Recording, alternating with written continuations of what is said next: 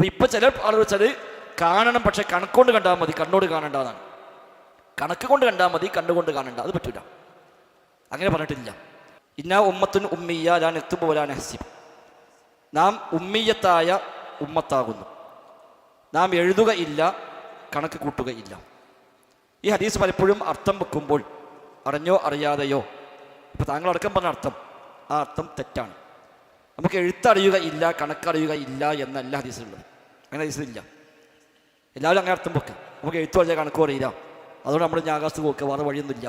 അപ്പോൾ എഴുത്ത് കണക്കും അറിഞ്ഞാലോ ഇത് ആവശ്യമില്ല എന്നല്ലേ? അതാണിപ്പോൾ മഫ്ഹൂം മുവാഫഖ എന്ന് പറഞ്ഞാൽ പറയുന്നത്. മഫ്ഹൂം മുവാഫഖ അല്ല, മഫ്ഹൂം മുഖാലഫയാണ്. അങ്ങനെ മഫ്ഹൂം ഇല്ല അതിന്. നാം എഴുതുകയില്ല, കണക്ക് കൂട്ടുകയില്ല എന്നാണ്.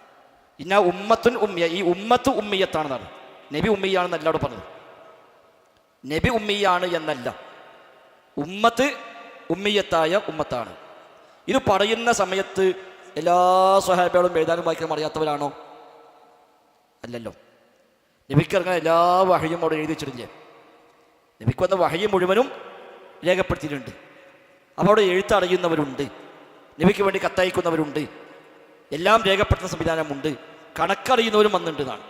ഇന്നത്തെ അത്ര വലിയ സംവിധാനം ഇല്ലെങ്കിലും കണക്കറിയുന്നവരുമുണ്ട്. അപ്പോൾ ആ ഒരു ഉമ്മിയത്തല്ല അവിടെ ഉദ്ദേശിച്ചത്. അത് ഈ ഉമ്മത്തിൻ്റെ ഒരു മദ്ഹായിട്ട് പറഞ്ഞ കാര്യമാണ്. ഇപ്പം നിങ്ങൾ പറഞ്ഞ അടക്കം, ഞങ്ങൾ കുറ്റപ്പെടുത്തില്ല കേട്ടോ, നിങ്ങൾ പറഞ്ഞ അർത്ഥം അടക്കമുള്ള അർത്ഥം വെച്ചാൽ ഇതിൻ്റെ ഒരു മറുവശം എന്താ? ഓരൊക്കെ മോശക്കാരായിരുന്നു, നമ്മളൊക്കെ പല ഉഷാറായി എന്നല്ലേ വരിക. ഓരിപ്പോൾ ഒന്നും അറിയാത്ത കുറച്ച് ആൾക്കാർ, നബി സാഹിബിയോടൊക്കെ, നമ്മളൊക്കെ ഇപ്പോൾ അവിടെ നിന്ന് രക്ഷപ്പെട്ട് ഉഷാറായി പോകുന്നു എന്ന ഒരു തലം കൂടെ ഉണ്ടല്ലോ. എന്നാൽ ഈ ഉമ്മത്തുൻ ഉമ്മിയ എന്നത് ഖിയാമത്ത് വരെ ഈ ഉമ്മത്തിനുള്ള സിഫത്താണ്. നമ്മൾ ലോകത്തിലെ എല്ലാ ഭാഷ പഠിച്ചാലും നമ്മൾ ഉമ്മത്തുൻ ഉമ്മിയത്താണ്. അതെന്താ അറിയോ? തൗറാത്ത് ആ എഴുത്തിൽ മാത്രമാണ് അവലംബിച്ചത്. അവിടെ ആ എഴുത്ത് മാറ്റിയപ്പോൾ തൗറാത്ത് നിയമങ്ങൾ മാറി. പുരോഹിതന്മാർ തൗറാത്തിനാണ് മാറ്റം വരുത്തി. ആ എഴുതി നോക്കിയിട്ടാണ് ബാക്കിയുള്ളത് ചെയ്യണത്. തൗറാത്ത് ഇഫ്ലാക്കൽ അവിടെ ഇല്ല, ഇഞ്ചിൽ ഇഫ്ലാക്കൽ അന്നില്ല. അവരുടെ അവലംബം എഴുത്തിലാണ്. അവിടെ എഴുത്ത് മാറുമ്പോൾ മതനിയമം അവിടെ മാറും. അപ്പോൾ പുരോഹിതന്മാർ എഴുത്തിൽ മാറ്റം വരുത്തി, അതുവഴി മതനിയമം ഒരു മാറ്റി. നമ്മളെ സംബന്ധിച്ച് ലാ നക്തുബു വലാ നഹ്സിബ്, നാം എഴുതുകയില്ല, കണക്ക് കൂട്ടുകയില്ല. ഒരു എഴുത്തില്ലെങ്കിലും നമ്മുടെ ദീനിൽ ഒരു കുഴപ്പമില്ല. തൗറാത്ത് ഇറങ്ങിയത് കയ്യിലേക്കാണ്, ഇഞ്ചിയിൽ ഇറങ്ങിയത് കയ്യിലേക്കാണ്, ഖുർആൻ ഇറങ്ങിയതോ കൽബിലേക്കാണ്. ഇന്നലെ കമലിന് ഓതിയായത്തിലോ ബൽ ഹിയ ആയാത്തുൻ ബയ്യിനാത്തുൻ ഫീ സുദൂരിൽ ലദീന ഊതുൽ ഇൽം, ഇൽമ് നൽകപ്പെട്ട ആളുകളുടെ ഹൃദയങ്ങളിലുള്ള വ്യക്തമായ ആയത്താകുന്നു ഇത്.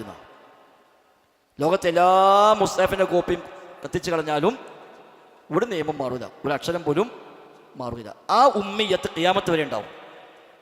നമുക്ക് എഴുത്ത് ആവശ്യമില്ല, നമുക്ക് കണക്കും ആവശ്യം. ഈ ദീൻ നിലനിൽക്കാൻ എഴുത്തും വേണ്ട, കണക്കും വേണ്ടതാണ്. അല്ലെങ്കിൽ ഈ ദീൻ നിലനിൽക്കും. മറ്റൊരു ദീനോ എഴുത്തുമേ നിലനിന്നത്. എഴുത്ത് പോയാൽ ഒരു ദീന് പോയി, എഴുത്ത് മാറിയാൽ ഒരു ദീന് മാറി.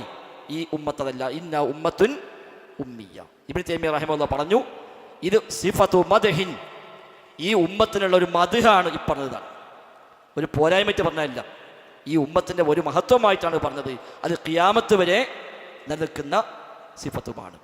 അപ്പം ഇനി മുസ്ലിമീങ്ങളൊക്കെ എഴുത്തും വായനയും പഠിച്ചു, ശാസ്ത്രം പഠിച്ചു, ഓരൊക്കെ വലിയ വലിയ നിലവാരത്തേക്ക് എത്തി. അതുകൊണ്ട് ഇനി നമ്മൾ ഉമ്മിയ അല്ലാന്ന് വരില്ല.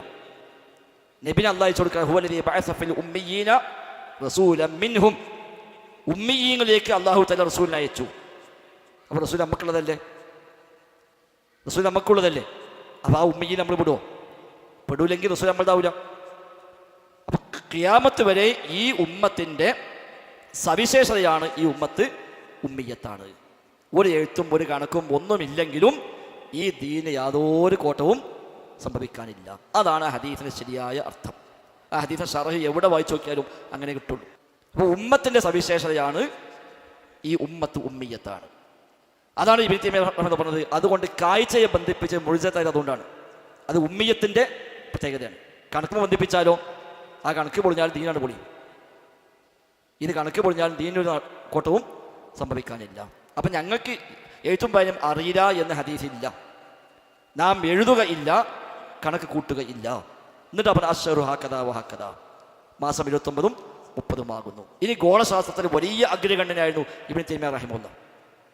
അദ്ദേഹമാണ് കണക്ക് അവലംബിച്ചുകൊണ്ട് മാസം പ്രവേശിക്കൽ അങ്ങേയറ്റം വിമർശിക്കുകയും അത് മഹാ അബദ്ധമാണ് എന്നും അത് നിരീശ്വരവാദികളുടെ ശൈലിയാണ് എന്ന് വരെ അദ്ദേഹം അവിടെ പറഞ്ഞു. അദ്ദേഹം ഗോളശാസ്ത്രത്തെ വലിയ അഗ്രഗണ്യനാണ്.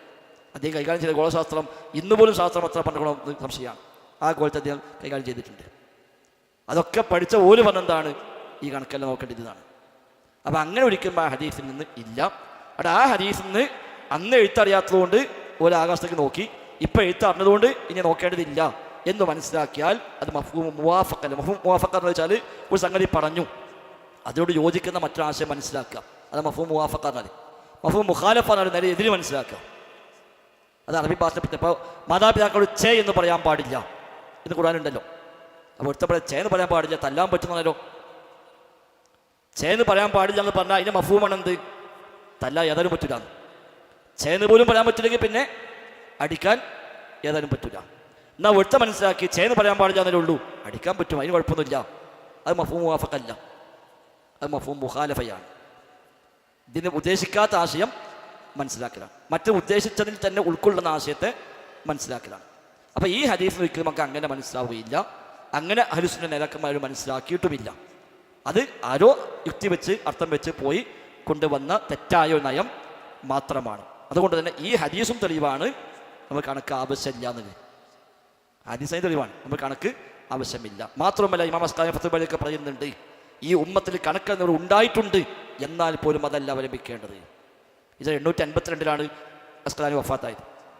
അദ്ദേഹം ഫത്ഹുൽ ബാരി രേഖപ്പെടുത്തി ഈ ഉമ്മത്തിൽ കണക്കറിയുന്നവരുണ്ട്, എന്നാലും അതല്ല ഈ വിഷയത്തിൽ സ്വീകാര്യമായിട്ടുള്ളത് എന്ന് അദ്ദേഹം അവിടെ വ്യക്തമായി രേഖപ്പെടുത്തി വെച്ചതും കാണാൻ കഴിയുന്നുണ്ട്. അപ്പം അങ്ങനെ നമ്മൾ ഹദീസിനെ മനസ്സിലാക്കരുത്.